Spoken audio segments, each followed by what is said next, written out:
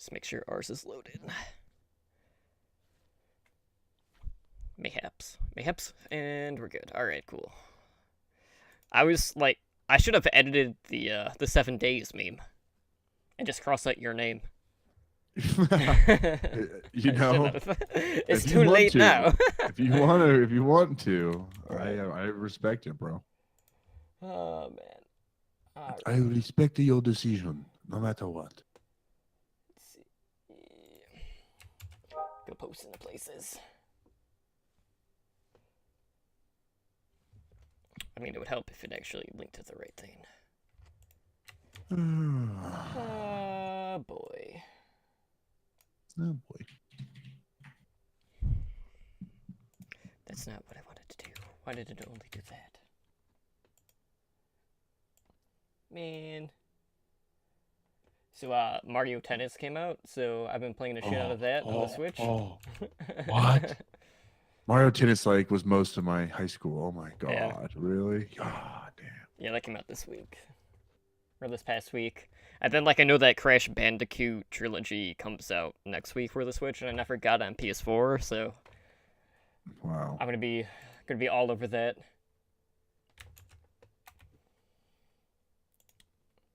So, actually, some stuff to play. Wow. Let's see... Got too many Discords. Post in other places.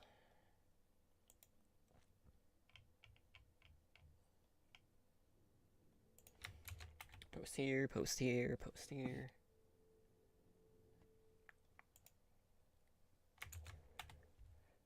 And I can't forget about ours. Oh, okay. I guess we have one of those too. That's kind of the important one. Yeah, I mean, arguably. everything goes down. Not that I pinged enough. There's no proof of that though, but arguably, probably one of the most important. I like that. It's like, whoa, hold up. Are you sure you want to ping 200 plus people? Yes, I do. Because, you know, people just do it all willy-nilly. Alright. Tweet. Oh, boy.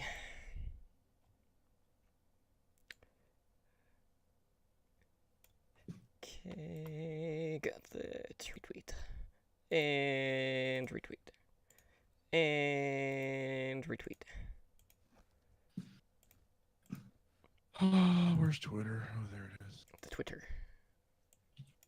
Twitter sphere. Yep. Alright, where can I put this where it's not going to be in the way?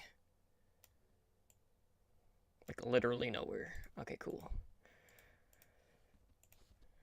Alright. Alright, I am all good to go. I wasn't following recall. Okay. How dare you? The betrayal.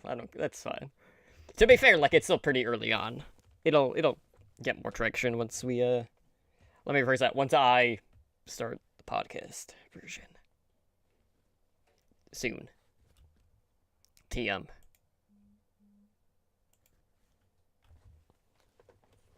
Silence my phone.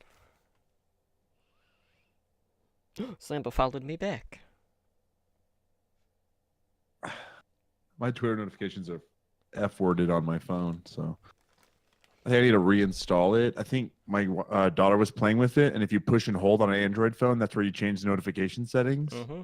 And I think she like blocked Twitter because like for the past few days I haven't been getting anything. I'm like, oh no, it's not good.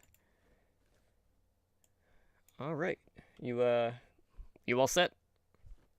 Does a bear shit in the woods? Yeah, all the time. Then I guess I'm ready. All right, let's do a show. Sans Spider. Let's go. Yeah, let's do this. All right, starting now. You are listening to the Overwatch League Network, the podcast with Deadeye on all the Overwatch League news and information. The show with Tactical Visor on the statistics and analysis. Here are your hosts, Totally Drunk, Spider and Slambo.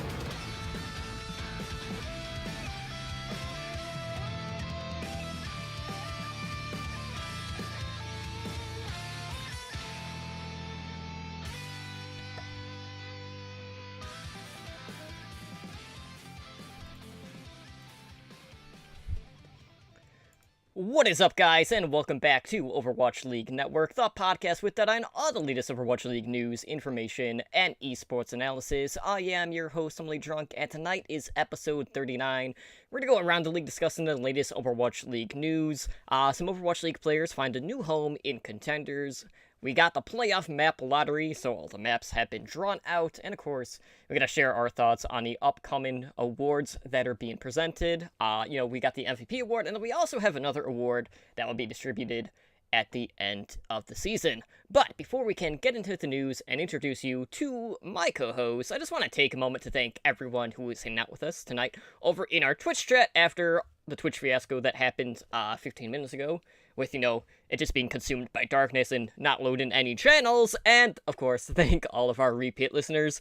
Of course, as always, I have someone here with me to help break everything down, but, something's kind of awry tonight, because it seems that the Abyss has giveth, but also taketh away. My soulmate Slambo is back with us yet again, but Spider has been drawn in. So Slambo, what's going on? Did you, make some sort of deal with the abyssal creatures where, you gave Spider as a sacrifice so that you could return back to us? Well, first off, what's up, nerd? It's been a week. I missed you, buddy. It's good to be back. Secondly, 100% no. I did not make a deal with any kind of deity in the abyss to trade places with Spider, but I merely crawled out of the abyss myself, and on the way out, I used him as a stepping stone and pulled him down to where I was. So again, no special creature needed here, buddy. It just was me being a terrible person and trading spots with Spider for my own good.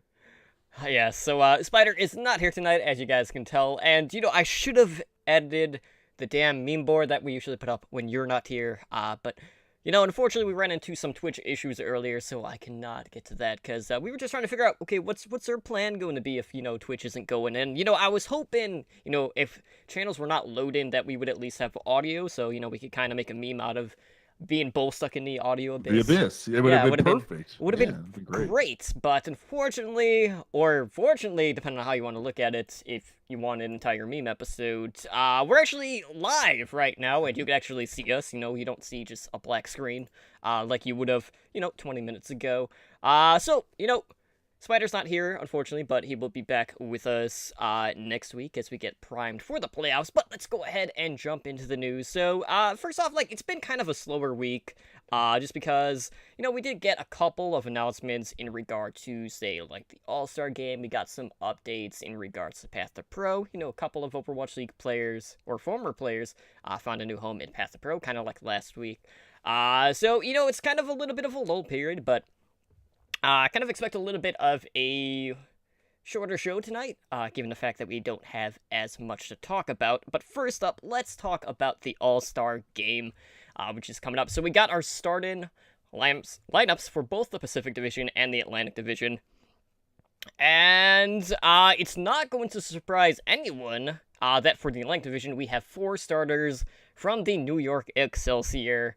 But, it was not the 4 that I picked in my starting lineup, so that is interesting. So let's go over the rosters real quick. So for the Pacific Division, we have 2 tanks, 2 supports, and 2 DPS. So pretty good in that regard. Atlantic has some more issues. But for Pacific, we have for tanks we have Fisher from the Gladiators and Kagiri from the Dragons. For support, we have Custa from the Valiant and Ryuje Han from Seoul Dynasty, and then for DPS, we have Fleta from Seoul Dynasty and Seagull from the Dallas Fuel. So all in all, pretty balanced team. It is going to mean that Seagull is not going to be on the Diva because we got Kagiri in. But all around, this is a pretty solid lineup. When we think about it, it does mean that Seagull's going to have to kind of go back to Projectile on this team, at least for this starting lineup in particular. But all in all, I was not expecting like this specific lineup for Pacific, just given the fact that I feel like that division as a whole was more open in regards to who you could pick. Whereas in Atlantic Division, you know, it was usually, you know, you only had like one or two options per slot per se. Right. I don't know. I feel it's a bit surprising. You know, I think it definitely reflects more on how we vote here in the United States, and particularly it reflects the talent, the popularity talent, if you will, of these characters that we have. So we definitely maybe don't have the best players in each spot representing the Pacific Division, but it's still, like, to your point, it's not a disappointing roster. I'm excited to see them work together. I'm excited to see them play. So it's not disappointing in that regard. But I don't know, like, one that stands out for me, Totem, right away is Gaguri. You know, definitely fan favorite. We've followed that narrative here on the show and been following it way beyond before the show was even a thing. You know, we were talking about her. But I feel like Space may have been the more appropriate off-tank, you know, potential play there if you're trying to really put the best people in to win. But again, to go back to my initial point, that's not how we usually vote in America. You know, we just want to see our favorites together. We don't necessarily want to see the best together. And I think it really shows with the diversity here on this roster. And again, I am not disappointed. I didn't mean to sound negative at all. I just, you know, there's a couple in there that are head scratchers. You know, like Siegel, right? You're right. He's been on that diva. You know, he's not been on that DPS role. And here, looking at the roster, he definitely falls into that DPS category. But I could also see maybe them having some fun because it's All-Stars and Ryu Jaehong and him swapping roles. Siegel just pulling out Lucio or something fun. You know, I don't know. I mean, I could see that happening in this type of game because it's not as high stakes as we're normally used to. Well, given the fact that we'll be on the newer patch, I'm expecting Siegel to be on Hanzo and Hanzo only, with Hanzo 2.0 in the mix. Yeah. But really, like, my biggest takeaway was the fact that because we couldn't vote for Fisher 6 times, you know, that allowed, you know, 5 more spots to be up for grabs, and that's I cannot agree more. That is that's how we got actually the the best 5 analysis you've done in weeks. I love it. All right, so looking at the Atlantic Division, you know, I can't say that I'm terribly surprised by the selections that were made. You know, we did, as expected, get 4 members of the Excelsior. They weren't the 4 that I picked, but, you know, let's go from just top to bottom. So this team only has 1 tank, and we'll kind of touch on that in a bit. But for their tank, they have Gesture from the London Spitfire. For support, we got the NYXL duo of Jonak and Ark, or Ark the Undying, however you want to, you know, say his name. For DPS, we got Sebiobi and Carpe. And then for a flex, which in this case is DPS, but he was marked as flex, we have Pine from the New York Excelsior. So, now we got the support duo, and then we got 2 of the DPS from New York. And, you know, Gesture is the only tank on this lineup, so that kind of brings it back to, okay, well, who's the off-tank going to be? In the past, we have seen Carpe and Sebiobi kind of take over the Zarya role at times, but outside of that, like, I don't really know of any tank experience outside of that role in particular. I don't know. But, like, I think all of us are just scratching our heads to how they're going to handle it. And again, my thought is it's an all-star game, so we're going to see a lot more triple DPS than we're ready for, or we're going to see one of those 3 DPS players on the Brigitte or something, you know, they're going to have to make some kind of concession and just give up a tank role and play some really unique compositions. So I don't know. To me, I don't know if they're going to try to really make this team fit into a meta. They're just going to probably play what they want, see how it goes, and then maybe make some more serious adjustments as it goes on. But I'd like to see this team just kind of have fun. But I mean to say this is kind of not a joke, but it really did happen. That when I first loaded the article, when I first saw it, All-Star rosters announced, I click on it, I start scrolling down the Atlantic Division, and I really was like, is it gonna be all 6 New York Excelsior players? Because the top 4, you know, in the article totem are New York players. So just the thought crossed my mind when I started scrolling, like, oh no, is this going to be the thing? And thank goodness, there were some different, teams represented on the roster. But what are your thoughts on having 4 players from one team on the All-Star roster? Do you think there should be more gates on that? Well, I mean, here's the thing, because we're still gonna get 12 more players for each roster. Because like even when I was doing my votes, like I've mentioned, I actually had 4 NYXL players. I really don't have a problem with it overall.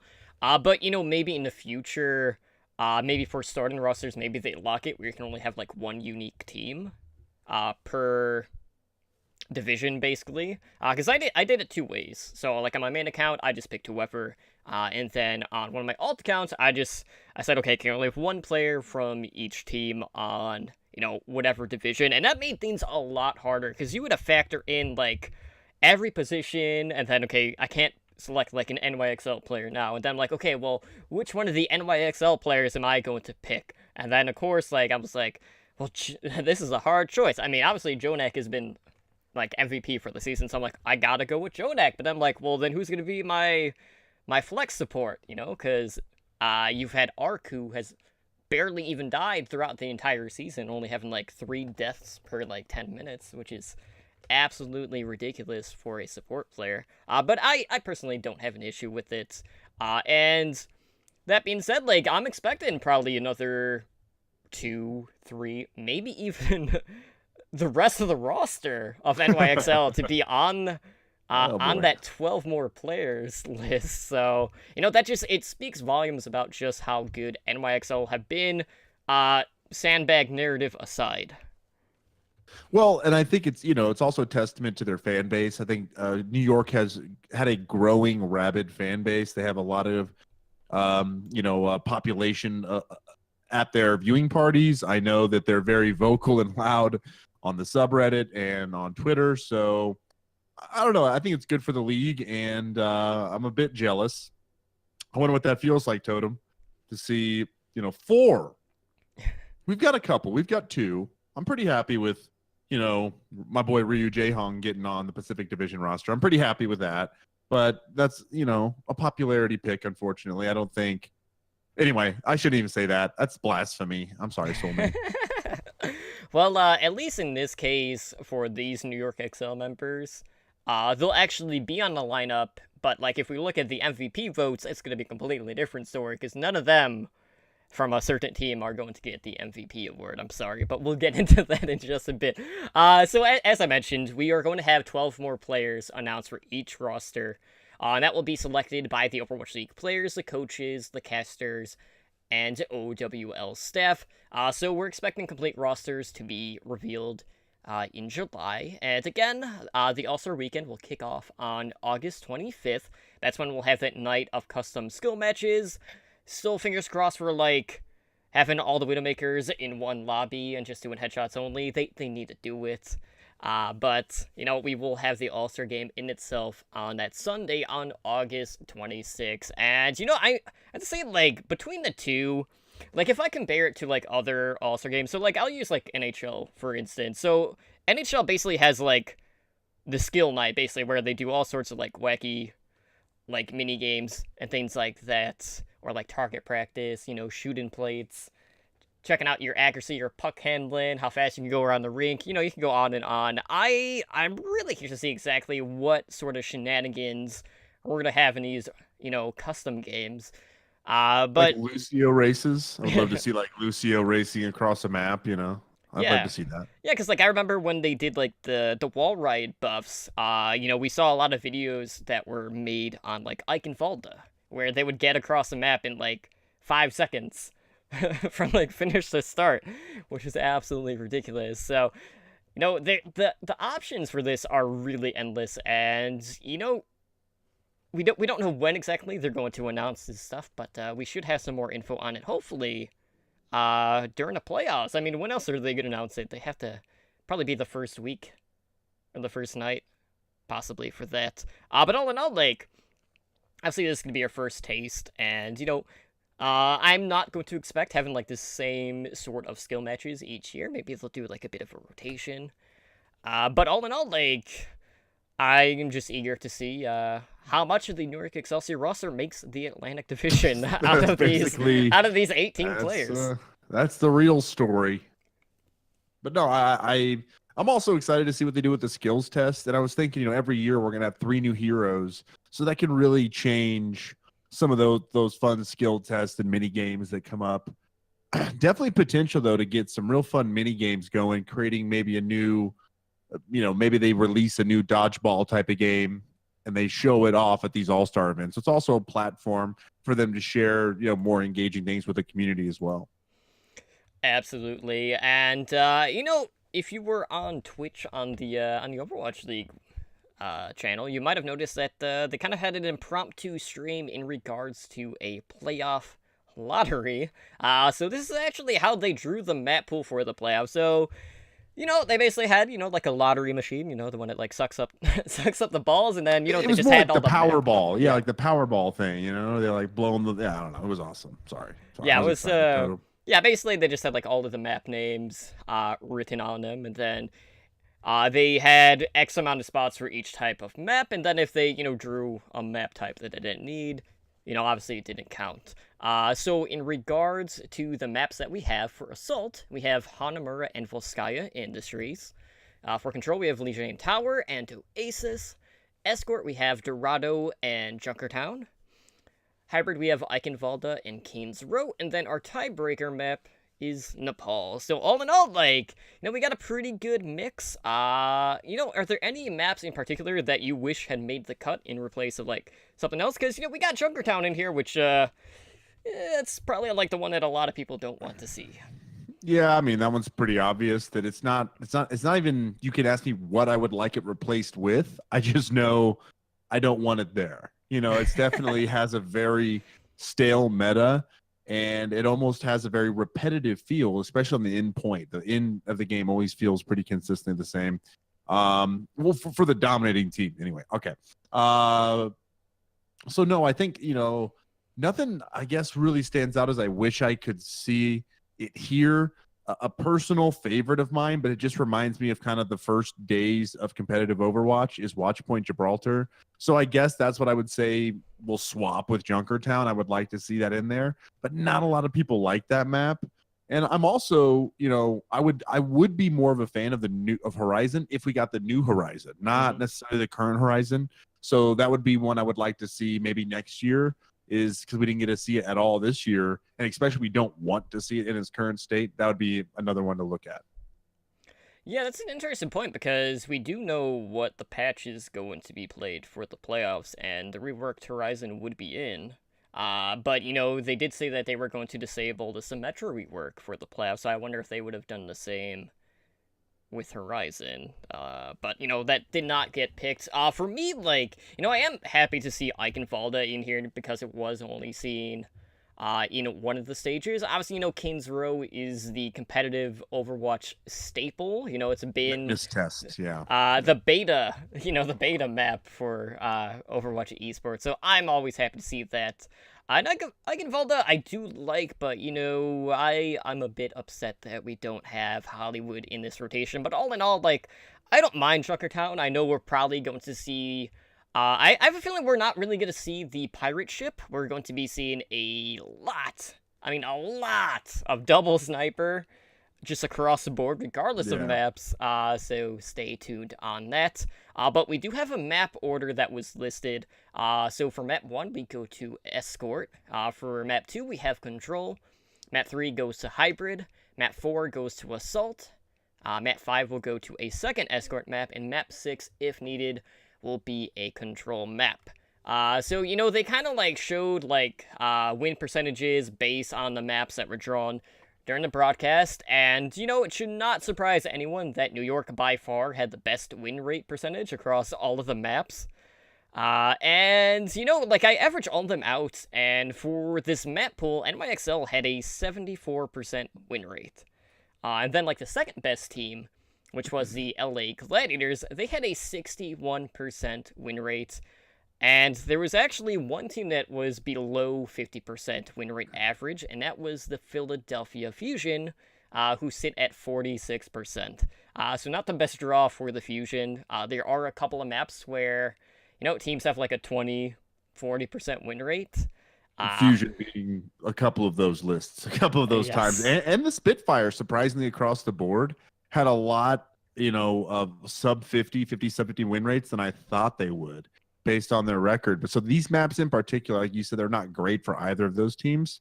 But the one record that stood out to me, Totem, just because I like nice round numbers, was Excelsior on Kings Row. That nice, crisp 10-0.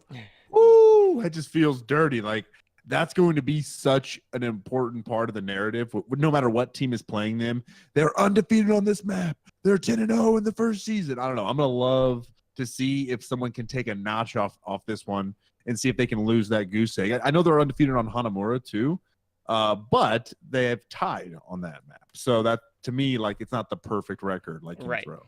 Yeah, it's kind of like the same case with Boston and Volskaya, because they haven't lost on it, but they did draw one map, but they still have posted a 91% win rate. I wish it was perfect, Totem. I know, me too. But, speaking of Volskaya, Fusion probably can't be too happy about that one, because with that map, they're at 20%.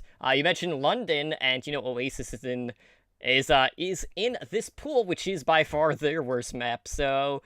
No, it's interesting that, we have some maps where, New York isn't at the forefront.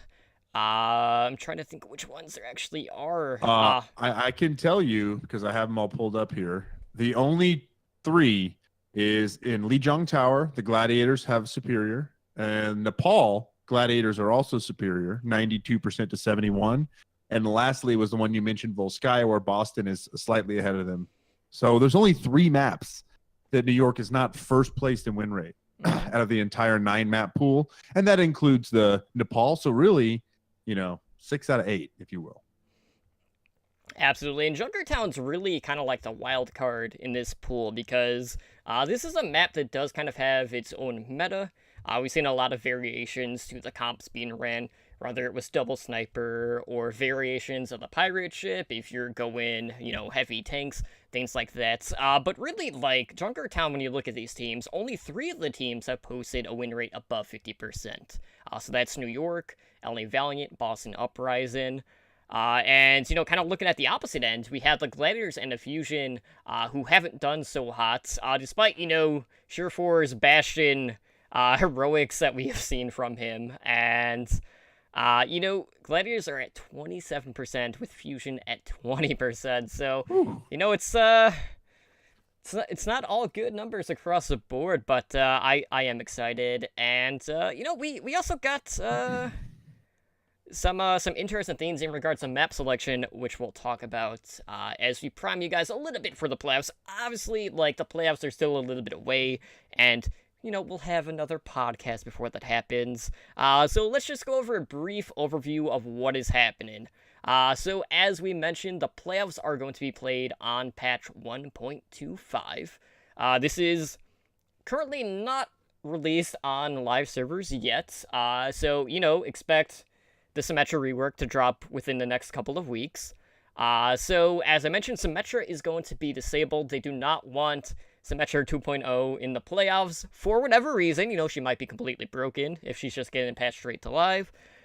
So don't expect to see her, but we will have Hanzo 2.0, so Scatter is no more. Bring on the Storm Arrow, and what that means, Libero is just going to run shot through a lot of people, because that is what he has been practicing while they have been not trying to show anything. So I'm excited for the new Hanzo. Obviously, Scatter Arrow being one of the most talked about abilities in the game since Overwatch was released, and it having the ability to basically one-shot tanks.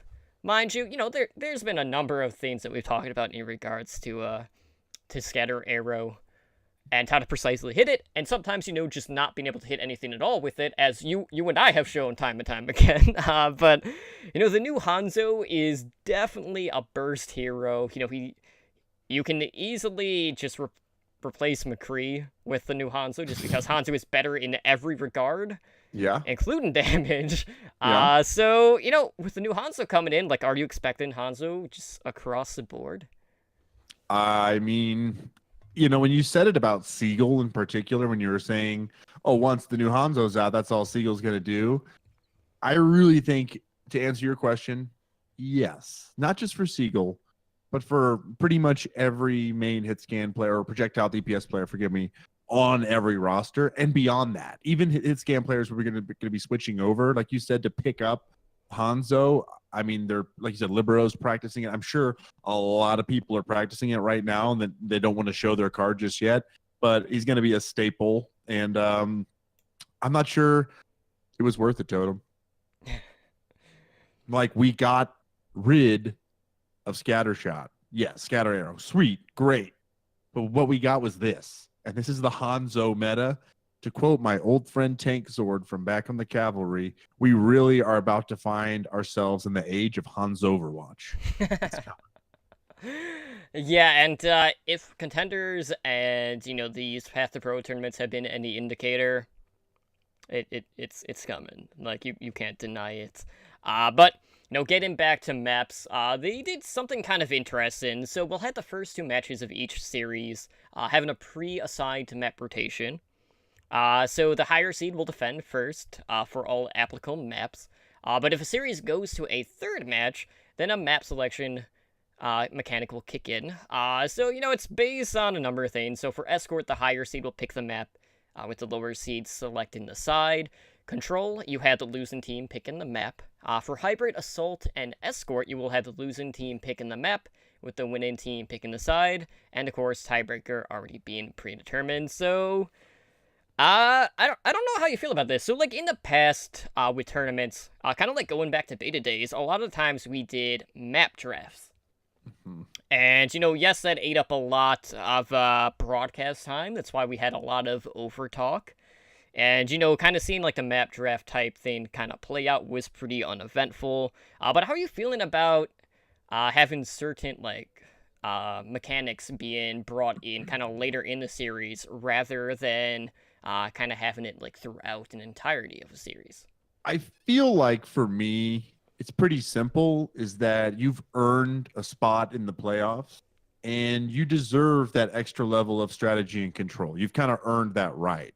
And I think it should stay very exclusive to the end of season playoffs. And I think it adds a certain level of complexity for the casters and the analysis as well, where they can start to think about and talk about those decisions, which really draws the users in. The users, forgive me. God, I'm such a work person. That draws the viewers in to the experience. It immerses them more. And it has them understand the differences between those maps and the differences that the teams have on those maps. So I don't want to see it happening consistently throughout the whole season, but I do like that these teams, again, they've earned the right to kind of game and play a little bit at this point. Again, because this was a tough challenge to make it this far. And I would like to see it stay here. That being said, if it does get introduced to the playoffs throughout the entire year at the end of each stage, I think that it's not going to hurt anything, but I do like, again, it's one of those kind of things that makes this different than any other part of the season. Absolutely. So just as a reminder, guys, the playoffs will kick off on July 11th and will conclude on July 27th and 28th. So for matchups, we have the Boston Uprising go against the Philadelphia Fusion. So that's the 3rd seed versus the 6th seed. And then the other match, we have the 4th seed, the LA Gladiators, going up against the 5th seed in the London Spitfire. So the games will be played on July 11th, 13th, and the 14th, with the semifinals taking place on July 18th, 20th, and 21st. So, you know, we'll have the teams kind of being reseeded based on the outcome of these quarterfinals. So you'll have the Valiant playing a quarterfinal winner with a better win-loss record. And, you know, NYXL will play the remaining teams. So the lower seed between the two, obviously, since they are the higher seed, just, you know, in the playoffs overall. And the format is 2 best-of-5 matches. So the first best-of-5 is going to be played on Wednesday each week, with the remaining matches being played on either Friday or Saturday. And Slambo, you know, I can't tell you how many times we've kind of ragged on you about, you know, playoff formats. So, you know, 2 best-of-5s. How many maps do you need to win in order to advance? Carry the 3, I believe, Totem judges Judges, 6 is the answer. Ding, ding, ding. Wow. Put on the spot and he even got it right. That is correct. By the way, I would like to state for the record is that I go along with this bit quite often, and I'm fine with it. But I think I made that mistake like one time. One time, and I was running a game night. I was very distracted, but you know what? I stated for the record. I got my piece out. You can continue to joke with me about it. All right, we're moving on. Yeah, moving on. Let's talk a little bit about the path to pro scene. Early in the month, we did talk about London Spitfire kind of giving the boot to some other members that they had labeled as inactive the month prior, and some of those players have actually already found a new home. So as we mentioned last week, Kureg had found a new home with Runaway over in Contenders Korea, and XL2 Academy, or XL2, depending on how you want to say it, which is the Newark Excelsior affiliated team at Contenders, actually picked up 2 of the other Spitfire players, so they signed Tizzy and Wuhayo. So out of those 2, Tizzy, as we mentioned, was the only Spitfire player that was released. They did not see any play in the Overwatch League, and a lot of that was just due to the fact that at the time the Spitfire were kind of on a downward trend. They were, I'm not gonna say like they were trying to like cling onto their playoff hopes because they were one of the higher seeds towards the start of Stage 4, but they did fall off quite a bit compared to where they started at, because they went from the 2nd seed and then they dropped to the 5th seed overall, and with there only being 6 playoff spots, might be cutting it a little bit too close. But this news kind of comes recently after XL2 had released their flex player in Midnight earlier in the month.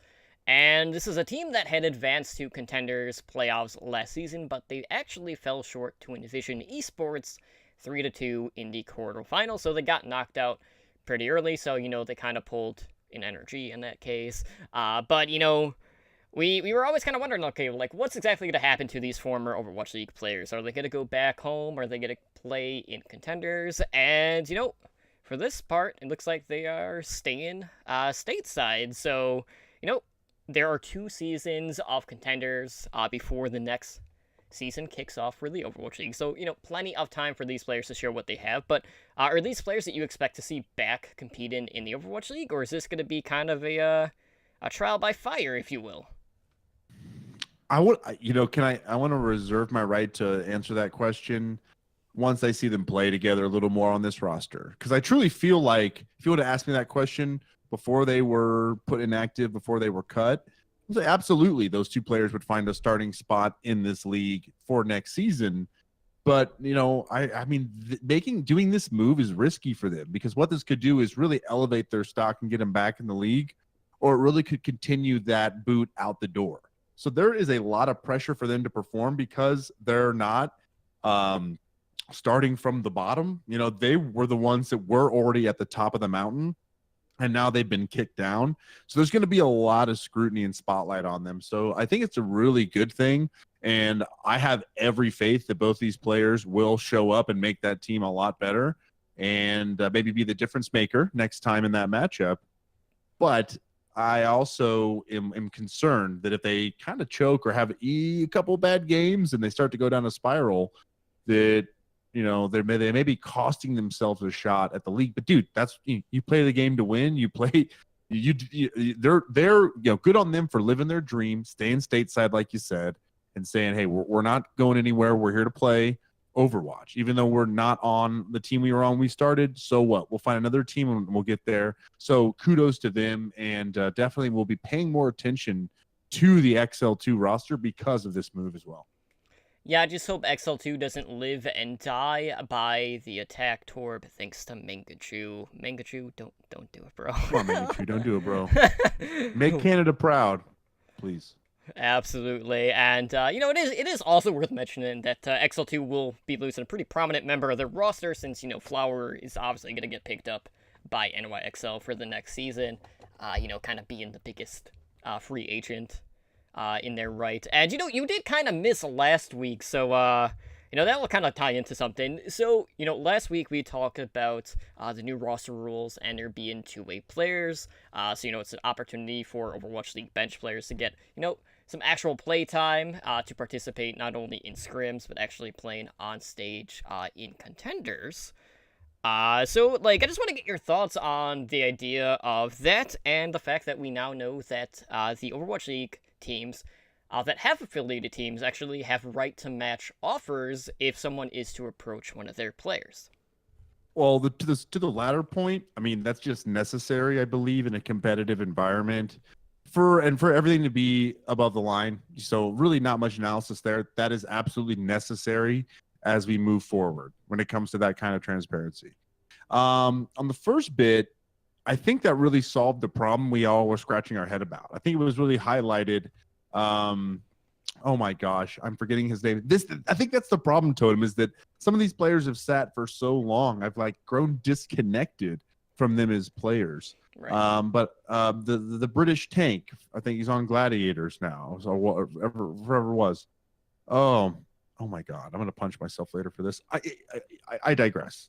I will continue to move forward, but I think that there was this huge gap where you're right. People are sitting and almost rotting and decaying in skill because they're not being sharpened by the best possible situation at all times. And even though Contenders is maybe not the same level of intensity as the Blizzard Arena there in Los Angeles, maybe not, but it really is better than what they were doing before, which was absolutely nothing and not getting much of an opportunity to even show their value to other teams. I think I mentioned that last time, is that I can't show other teams in scrims that I'm worthy of being on their bench or on their roster, might have you. There's no exposure to what I'm doing. I'm locked in, to my position right now, and I can't have those conversations. So I think just for the health of the league sustainably from a player perspective and, ultimately viewers, then, both those measures are really good things. So I'm excited about both of them and what they are going to do for the future of the league, not just, in the short term. Yeah, absolutely. And I believe the player that you were referring to was Numlocked from the LA Numlocked. Valiants. Oh my gosh, dude. Thank you so much. I mean, I know who he is, I just was like, I think exactly that highlights my issue, is that if I just had some more awareness of him, or, he was in scrims or he was in contenders, then there's a conversation to say, well, Numlock played lights out this week in contenders. And, here's, Fisher struggling this week. We can have that conversation on if there's a play to be made. But if we don't see Numlocked, how do we know? So anyway, it's just, I'm done. But yeah, there we go. Absolutely. So let's talk a little bit about the World Cup. So, we've seen quite a few teams listing like who they want to have try out for their Overwatch World Cup team. We kind of talked about the US team. We've seen some rosters being announced. I'm trying to think like who actually has at this point. I know Australia announced theirs. I believe Denmark was the other team that announced theirs. I know Custa is on the Australian team. How much Custa can you muster? And Finland is the latest team to announce their roster. And, I'm pretty excited about this team in particular. It's pretty packed with Overwatch League players, as well as Overwatch Contenders players. And right now, they have it narrowed down to 12 players, but that number is going to drop to 7 once they announce that final roster for Team Finland. So, you may see a couple of teams kind of being at the forefront in regards to their tryout selections. So for the main tanks, we have Fraggy from the Fusion, and LH Cloudy from Team Giganti, who, arguably the best team in the EU. They've been doing pretty good. For Flex Tank, we have Zappis from the Florida Mayhem and RCK, also from Team Giganti. For DPS, we got Linkser from the Houston Outlaws, Mr. PMA and Good Aim himself, Taimu from the Dallas Fuel, and Vin from Team Giganti. For support, we got Bigoose from the LA Gladiators and Maza from Team Giganti. And for flex support, we have Shaz from the LA Gladiators, or, Tracer, depending on what map we're on. We have Zupe from the Florida Mayhem, as well as Ripa from Team Giganti. So this is a team that last year actually failed to make it out of the group stage, but they did finish in 4th in the 2016 Overwatch World Cup. And, kind of like looking at this, like, it just speaks volumes about Giganti because this has been an EU powerhouse team that has basically just run shot through contenders. And they even went through like this overhaul due to the Overwatch League because a lot of their players were picked up for the league's first season. And, they're still producing results. So, I'm not surprised to see that Giganti is the only kind of like tier 2 team for this country that's actually getting picked from. Just because. Well, real quickly on that topic, it's just because that team stood out so much as an EU roster. He's successful or not, whether they were champions or not, would not have mattered. Giganti became the juggernaut in the European scene pre-Overwatch League. So as soon as most of that roster was vacated, I just that name carried so much weight that it attracted the best players, and they almost probably used that to get a better roster and maintain it. But anyway, I just wanted to jump in and say that. Sorry to cut you off. No, it's all good. And the crazy thing was, it's like basically like everyone out of that original championship roster from Giganti was signed to the Overwatch League. There was only one player that did not make that cut, and that was Davin. And you can see like he is listed as one of the DPS tryouts. Now, I don't know if Davin is going to get in over, say, Linkser or Taimu, but like I'm really happy to see him also getting a nod in this case, just because he was kind of the loner, if you will, not being the one to get picked up in that sense. But all in all, like, you look at this lineup, and yes, the Mayhem have struggled, but as a whole, like, Finland has been a very strong country in the Overwatch scene. I know they have an upcoming Finnish tournament coming up that we've been talking about on the Backcap, which probably will feature Giganti because I'm pretty sure they had won that specific tournament the last time they were there. But, like, obviously, World Cup hype is going to be ramping up as we get closer and closer to that group stage, which, if I'm not mistaken, I believe it starts in August this year, so it starts a little bit later than what we normally have, just due to the fact that, of course, we have the Overwatch League playoffs. But where's your hype meter at right now in regards to the World Cup, knowing that, the playoffs are also, like, right within grasp? My hype meter is actually more intense than it was last year. And I never really thought about it, but, on paper, you would probably assume that the Overwatch League would take something away from the World Cup or maybe make the World Cup less interesting. But it's done quite the opposite, is that now we have gotten to know some of these players, and it's going to make their poll or the viewership for the World Cup even more. So, both of these things are complementing each other. So just kind of as a thought, that's a really cool reason for me to be hyped, is that they're not competing with each other. They're just kind of walking hand in hand. And to your point, we can see contenders and Overwatch League players playing together, merge together in some kind of super team. And that is going to create like opportunities in the future for some of these players. Very cool.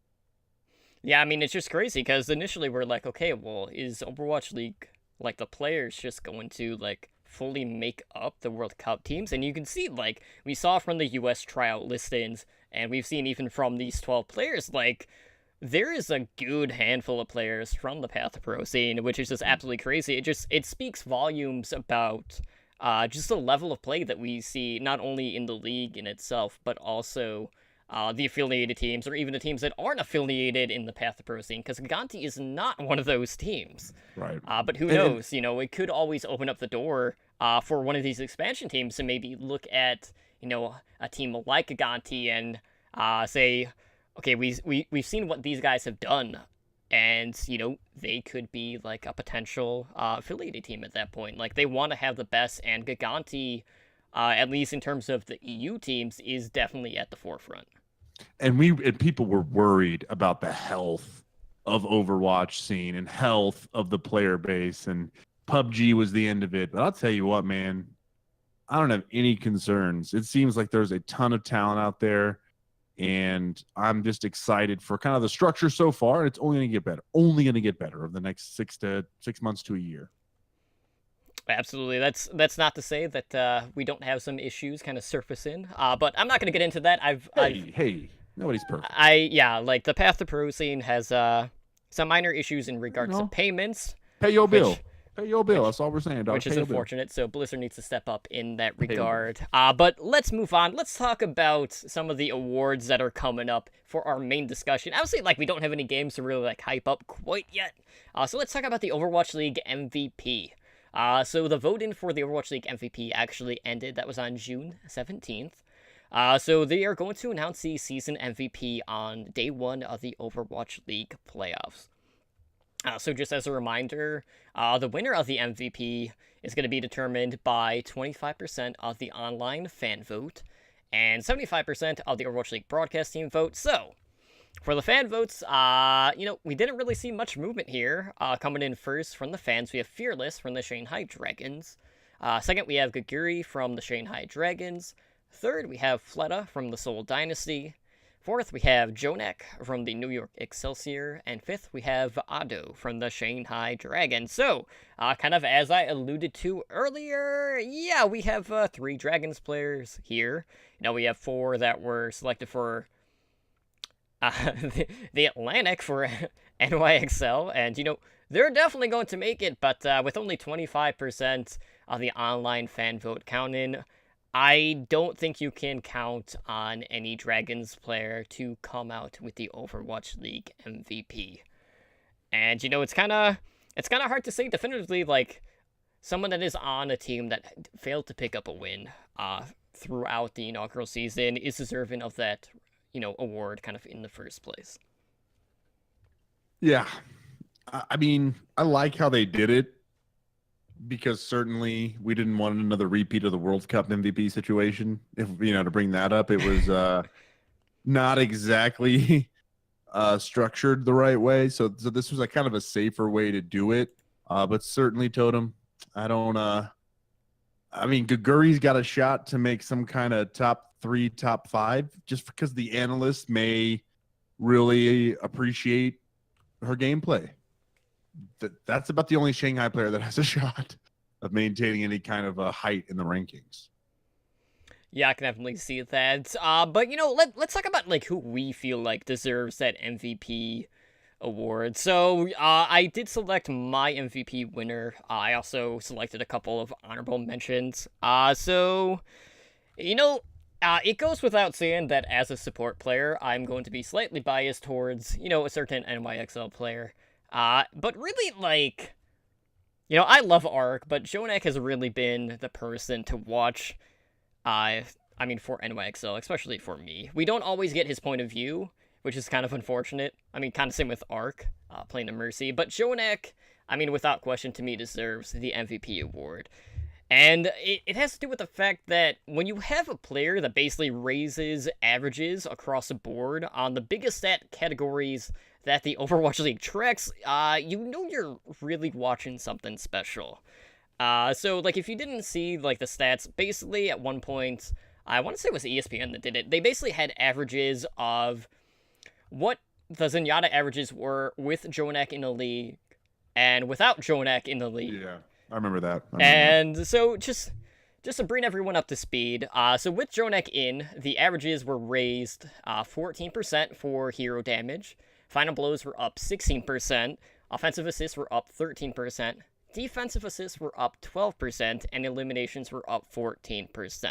Basically, every major category that you can think of was up, and it was all because of Jonak. I can almost guarantee, if you had selected anyone in any role, sure, maybe 1, maybe 2 of those categories might have been, in the positive, but hit that many categories and just knock it out of the park, and at that level, it's just next to unheard of. So Jonak, without question, in my mind, has to be the MVP. And, we always make the joke of, well, NYXL just has 3 DPS because everyone just sees Jonak as a DPS player and not necessarily as a support player. Not to say that he doesn't heal, because he does. But, Jonak got to the point where, all of these other teams kind of took notice.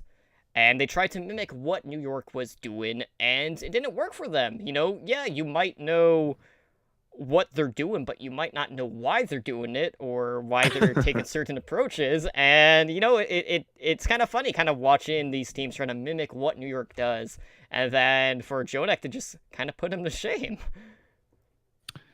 I think Jonak's the obvious pick, because also it's that role that doesn't usually shine through. There can be such solid support play on a team, but it's just not going to get the same recognition as the kill feed or as the tank who's got the shield up in the front of the viewer's face. So for him to stand out so much as he does in one of those roles and be so effective is really a testament to why. Another one, Totem, and I don't know if I'm just reaching, if maybe that's a personal bias or a role bias, but when you think about the award for most valuable player, that's like the player that makes the biggest impact on that team. It doesn't necessarily need to be the best team like New York is, and Jonak, again, great pick, but bear with me here, and I think there's a conversation to be had for Fisher, because Fisher left the Spitfire, joined the Gladiators, and really brought them to a level of relevance and brought them out of that kind of downward tailspin. It didn't happen right away. It took time for them to synergize, but I think he made such a difference on that roster, and now look where they are. Now look where we have them in comparison on the Pacific Division to where they were when he joined the roster.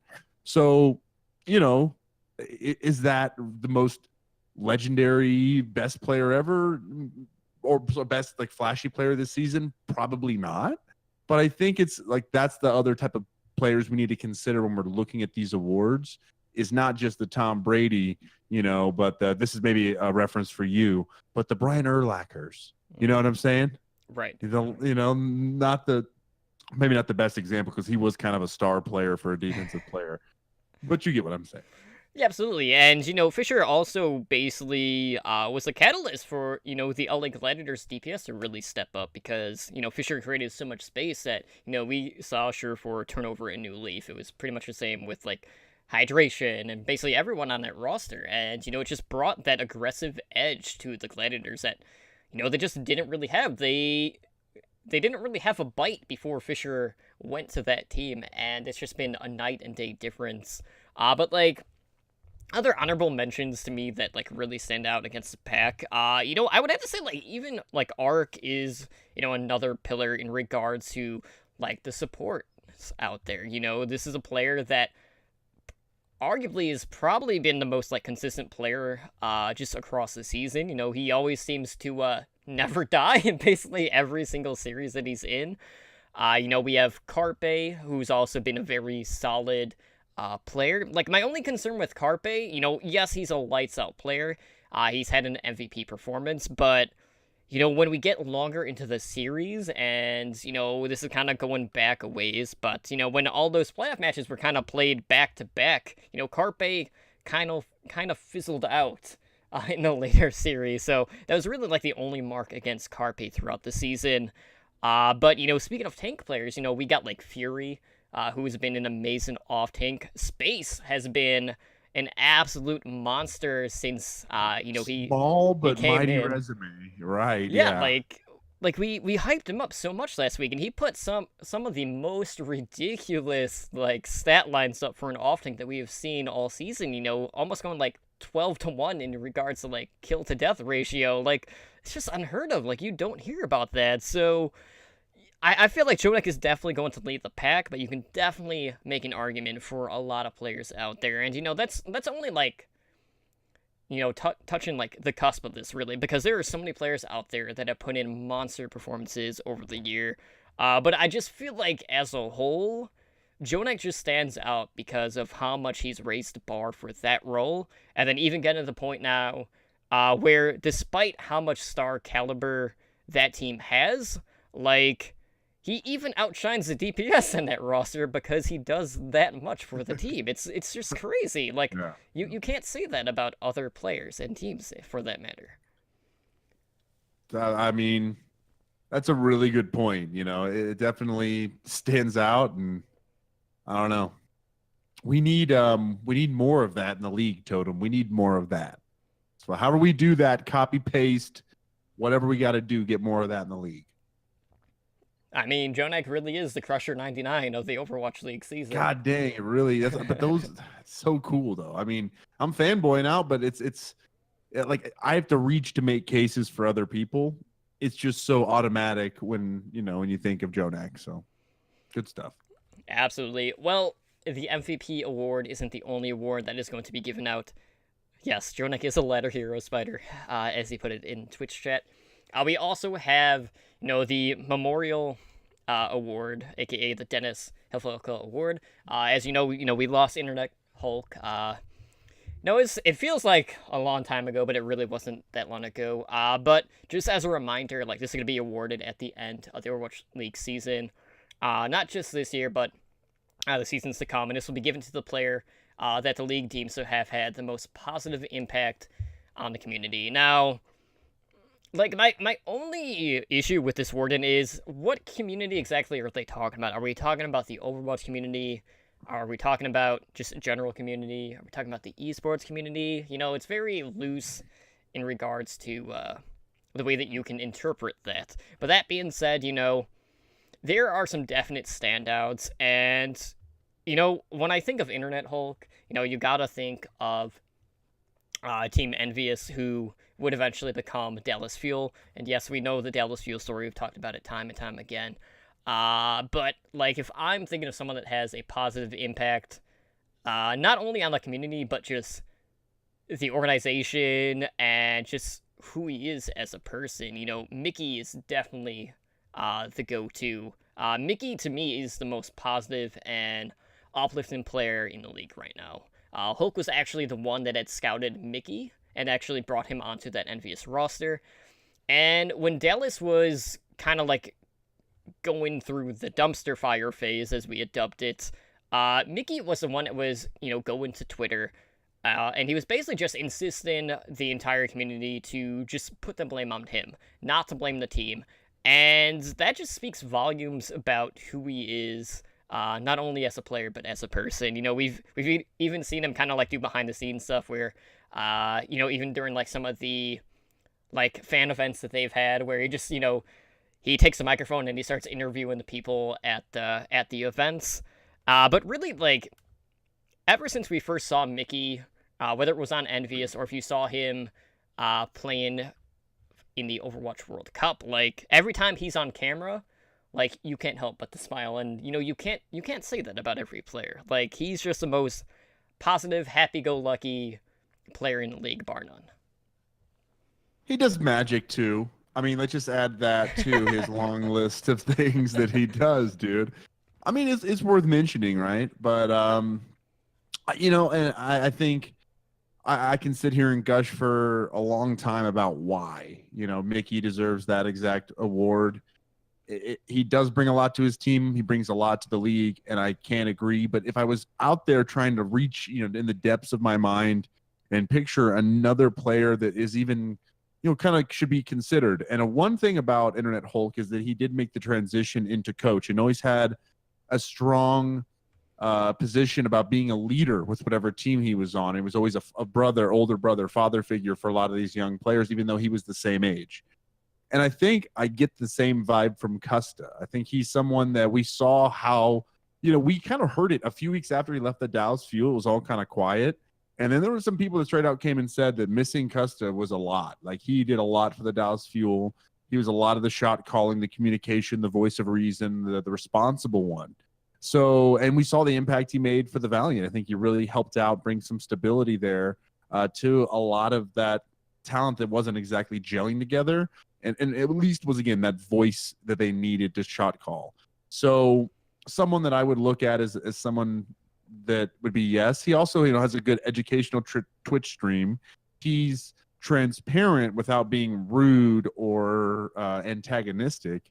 He comes off very likable, very nice guy.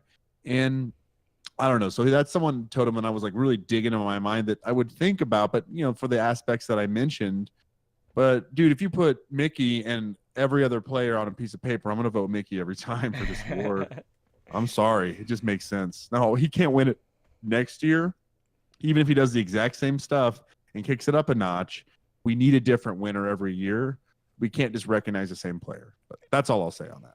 Yeah, absolutely. And kind of like continuing like other candidates that I can think of. I mean, obviously we saw like the Baby Bay challenge like really take over social media. I mean, it was really like a social media phenomenon at the time. And yes, I know like a lot of that was backed by the organization, but Baby Bay was at the center of it.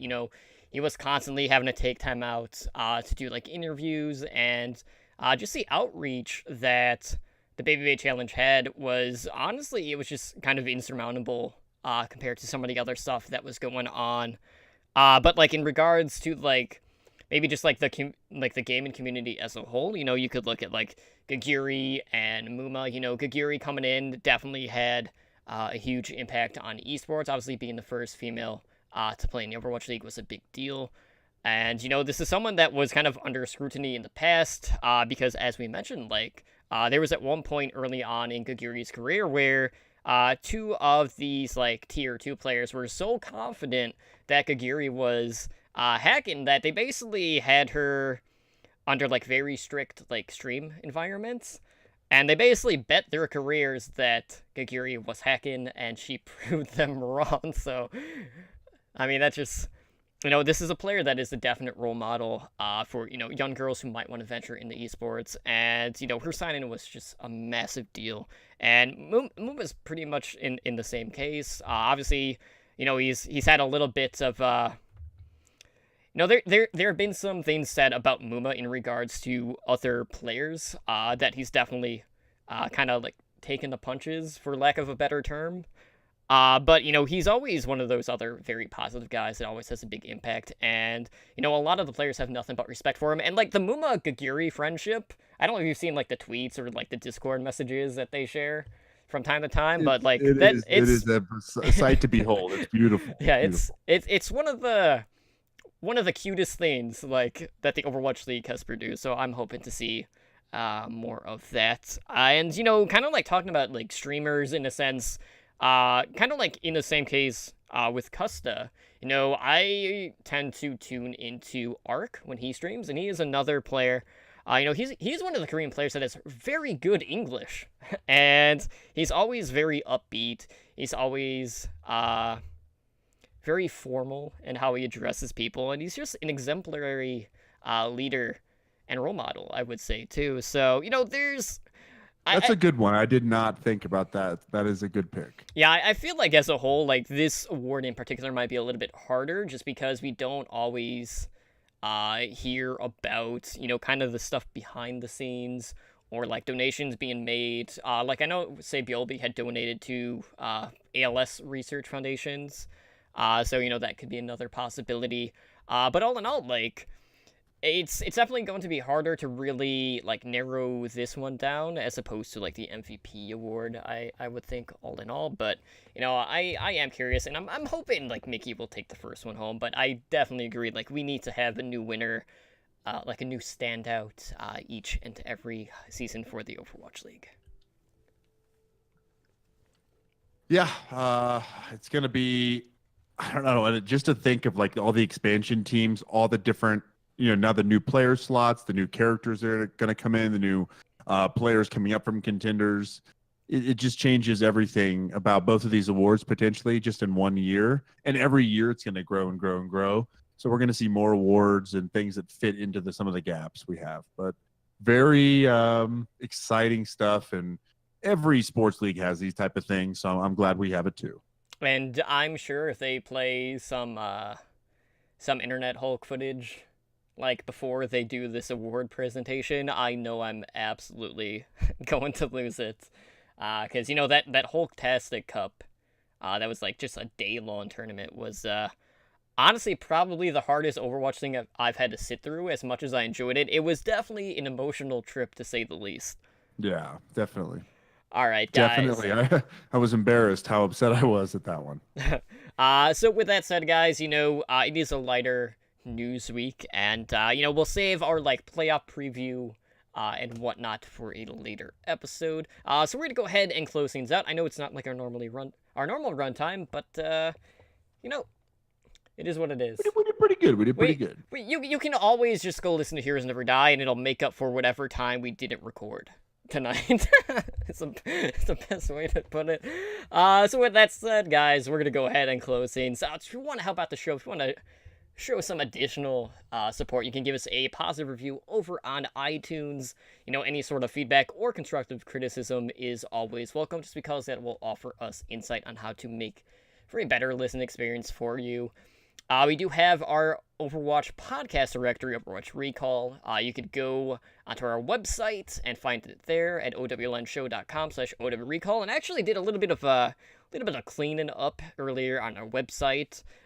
So we have the Overwatch Recall in the menu, and then I also added the weekly podcast listing as well to that menu. So if you're looking for like the entire breakdown of all the latest Overwatch content, whether it's general Overwatch, Overwatch League, or Path to Pro /Tier 2, I can find it at owlnshow.com/weekly recall. And just should make things a lot easier for people to find the new content. But in other news, we do have our 3v3 Lockout Elimination Tournament. That's this Saturday. Hopefully we can get some more people signing up. It is getting pretty late. So we hope to see you there on June 30th. That will be starting at 6 p.m. Pacific time. As I mentioned, it's Lockout Elimination Rules for 3v3, and we will stream that live on our channel, casted by the duo that you see now if you're live on Twitch. The Soulmates, Totally Drunk, and Slambo, and we will be having some giveaways and physical prizes for our entrants and our Twitch chat, so be here for that. For more info and to register, go to challenge.com/OWLN. So, grab a few friends, get registered on the site, and sign up. And if you need any help with that process, feel free to reach out to me, and I will have no issue getting you all set for the tournament. But Slambo, why don't you go ahead and let our listeners and viewers know where they can get a hold of our podcast over on the social media. All right. Well, if you want to shoot us an email, do so at contact@owlnshow.com. We're on Twitter /Instagram, both at OWLN Show. Our website, www.owlnshow.com. Our YouTube channel is slowly creeping towards its 100 subscribers. Not there yet, but definitely go to YouTube. We will have a link in the show notes, but YouTube, and look for OWLN and try to give us a follow on there. We're on Discord, discord.me/OWLN Show. We're always live on twitch.tv/OWLN Show, and we are a Twitch affiliate, so make sure you guys give us that additional love and support by subscribing to our channel. And you guys will get some nice emoticons from our network. And just keep in mind, on the channel, we have a weekly Overwatch League Network Mondays at 7 p.m. Pacific. Heroes Never Die. Our variety Overwatch show is Wednesdays at 5 p.m. Pacific. The Back Cap for Tier 2 and Contenders action, Thursday at 7 p.m. Pacific. Spider streams Fridays at 7:30 p.m. Pacific time. And Totally Drunk is going to cap off the week on Saturdays at 7:30 p.m. Pacific with his own stream. Totem, where can they find you on the social medias there? Well, I am over on the Twitter. That is that little bluebird. Usually, talking about Overwatch, or just, really anything Overwatch, or just trolling my co-host at Totally Drunk CTR. I'm also on Twitch. Usually 4 nights a week here at twitch.tv/OWLN Show. If you want to find Spider, who is not here, as he is claimed by the Audio Abyss, you can find him on Twitter at SpiderGD, and he is also on Twitch at twitch.tv/SpiderGD. But Slambo, where can people find you on the social media? Well, I know they're looking, and you can find me over on Twitter at SlamboVerwatch or twitch.tv/Slambo. Full disclosure, I may actually stream some Realm Royale this week. I like that game. It doesn't kill my computer, and I can actually stream it. So let's do it. Yeah, we need to do some squads. With the OWLs. We got to do it. We got to get it. We got to get a victory as a team. We need to prove to people we're not scrubs. Absolutely. So with that said, guys, we're going to go ahead and get the heck out of Dodge.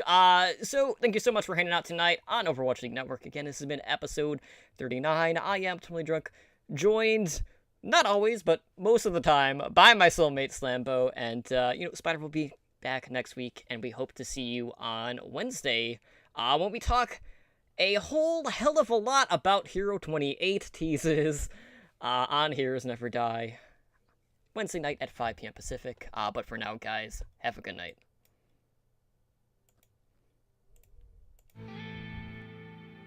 Thank you for listening to the Overwatch League Network. Be sure to follow the show on Twitter at OWLN Show. The theme music for OWLN is the main theme and victory theme guitar remix by Michael Mack.